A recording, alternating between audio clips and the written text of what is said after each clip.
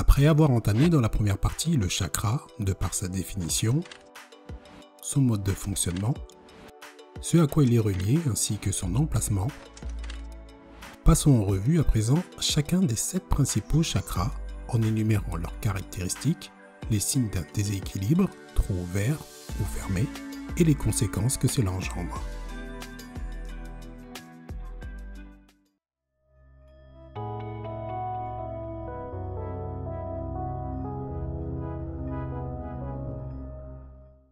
Le chakra racine est le premier chakra. Il est le chakra de base sur lequel s'appuie notre énergie vitale située au niveau du périnée. Il a pour rôle de nous connecter et ancrer à la Terre. Les questions du premier chakra tournent autour de l'idée de survie et de sécurité dans la vie matérielle, que ce soit pour nos besoins physiques et vitaux, comme la nourriture ou le sommeil, ou nos besoins métaphoriques, comme la sécurité financière.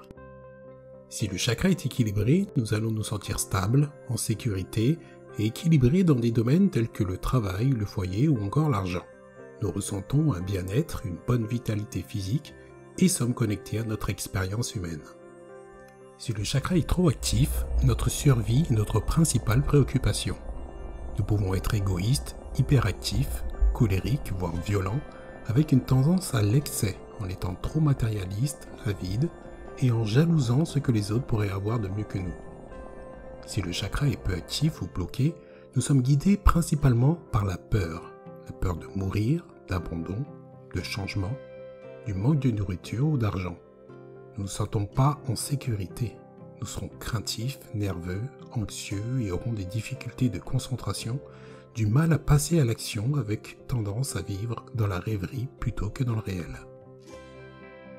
Le déséquilibre se caractérise mentalement par le manque de confiance en soi, le manque d'énergie, souvent submergé par des difficultés, et physiquement par des problèmes digestifs, des maux au bas du dos, des douleurs à la hanche, des kystes de l'ovaire chez les femmes ou des problèmes de prostate chez les hommes.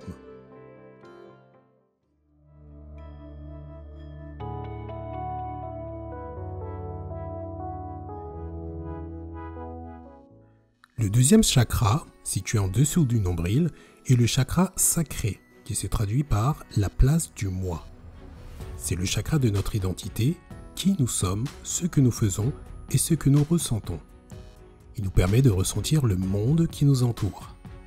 C'est le centre de nos sentiments, de nos sensations, de nos émotions, qui nous apporte l'énergie qui nous pousse à profiter de la vie au travers de nos sens, que ce soit pour un loisir, la concrétisation d'un projet, mais particulièrement actif dans notre sexualité et dans l'expression de nos désirs sensuels et sexuels.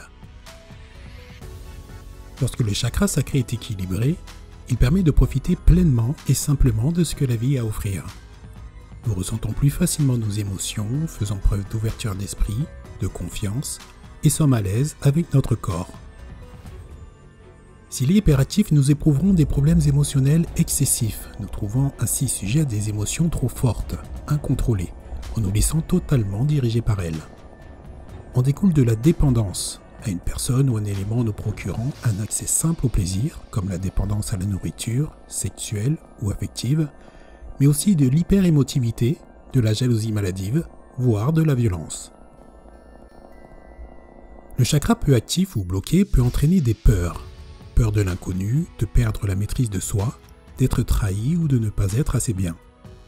Nous pouvons manquer d'assurance, de sensibilité, de goût pour la vie, avec une tendance à être pliés sur nous-mêmes en donnant l'impression d'être indifférents à ce qui nous entoure.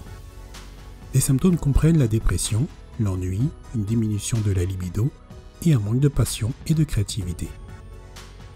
Le déséquilibre se caractérise entre autres physiquement par des troubles menstruels, des calculs rénaux, des problèmes de la vessie ou de peau, ou des douleurs aux hanches, et mentalement par de la colère, de la frustration ou de l'agressivité.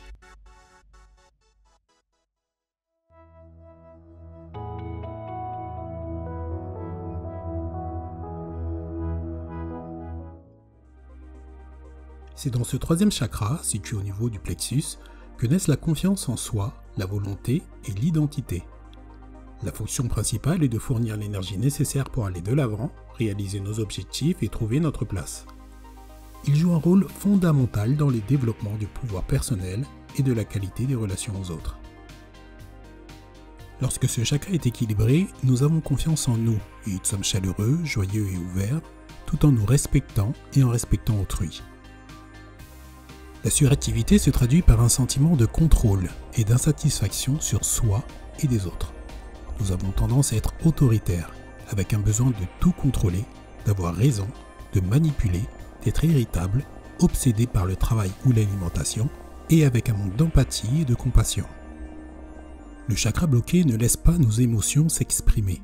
Il engendre de la timidité, un manque de combativité, de confiance en soi, de personnalité ou encore de soumission avec une demande constante d'attention ou d'approbation des autres. Le déséquilibre se caractérise entre autres physiquement par des troubles gastriques et nutritionnels, des soucis digestifs ou encore un déséquilibre sur l'appendice, le pancréas, le foie et les reins, et mentalement par des cauchemars, de l'irritabilité ou un manque de respect de soi.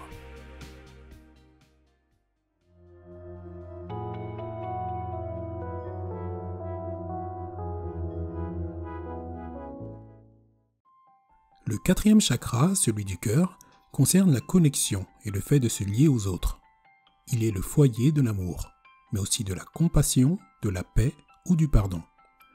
L'amour pour les autres, mais également l'amour pour nous-mêmes, car il est important de se traiter de la même compassion que nous donnons aux autres. Il fait office également de lien entre les chakras inférieurs, terrestres, et les chakras supérieurs, spirituels. Lorsque notre quatrième chakra est équilibré, nous sommes capables de ressentir de l'amour inconditionnel pour nous-mêmes et pour les autres, en faisant preuve d'empathie, d'ouverture d'esprit, mais aussi de serviabilité. La joie de vivre est notre état naturel, tout en laissant nos émotions s'exprimer. Lorsque le chakra est suractif, il entraîne une tendance à la générosité excessive, dans le but de reconnaissance en retour. Nous essayons à tout prix de plaire, en nous reposant sur l'approbation ou l'attention des autres. Par conséquent, le seul amour s'exprimant est conditionnel. Nous pouvons donc être critiques, jaloux, possessifs et exigeants, avec le sentiment d'être incompris ou exploités. Lorsque notre chakra est bloqué, nous avons tendance à être très critiques envers nous-mêmes et les autres, et pouvons être anxieux socialement, rancuniers ou suspicieux dans nos relations amicales et intimes. Nous avons également entre autres une grande peur du rejet, qui est à l'origine du besoin d'être rassuré en permanence, et de ce fait, nous nous accrochons aux autres, devenant dépendants de l'amour d'autrui. Le déséquilibre se caractérise physiquement par des problèmes cardiaques, de la tension, des brûlures d'estomac ou une grande fatigue, et mentalement par de la froideur ainsi que des problèmes relationnels avec nos proches.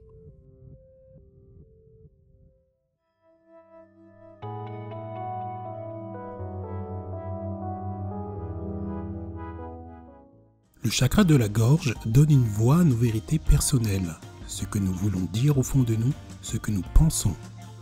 Ce centre se ramène à la communication, la créativité, l'inspiration ou encore l'expression, qui peuvent se faire à travers diverses formes, comme de la voix, du comportement ou artistiquement. Il affirme donc notre capacité d'exprimer ce que nous avons en nous, mais également notre capacité d'écoute.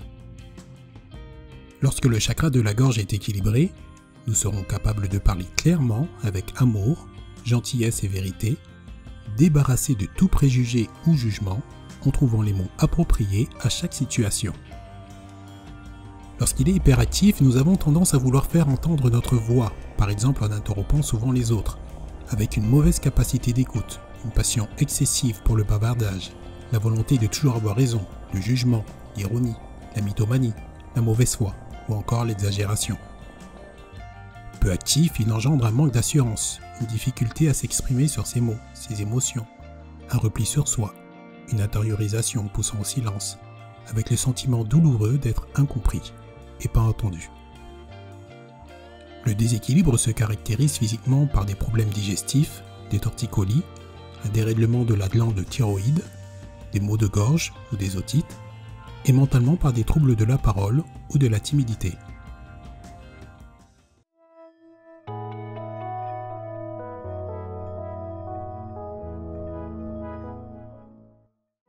Le chakra du troisième œil est le centre de notre intuition et lié à notre mental.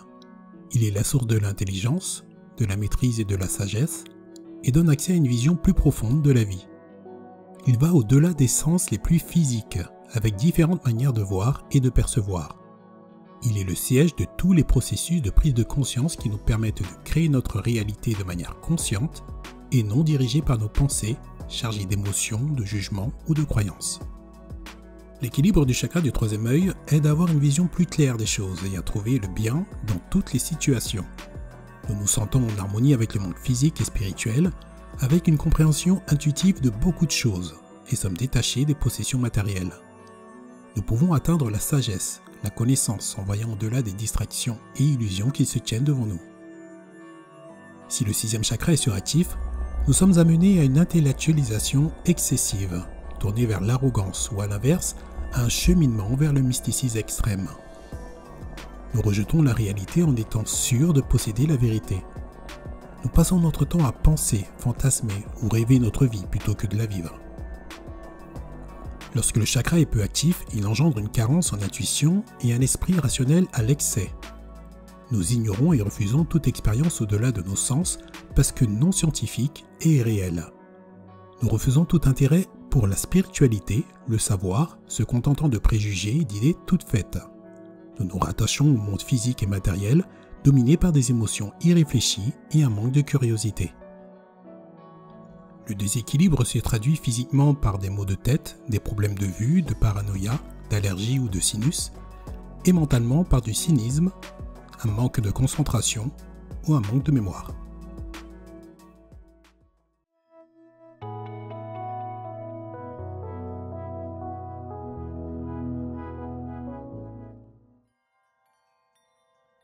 Le chakra couronne correspond au niveau de conscience le plus haut et unifie l'énergie des 6 centres inférieurs.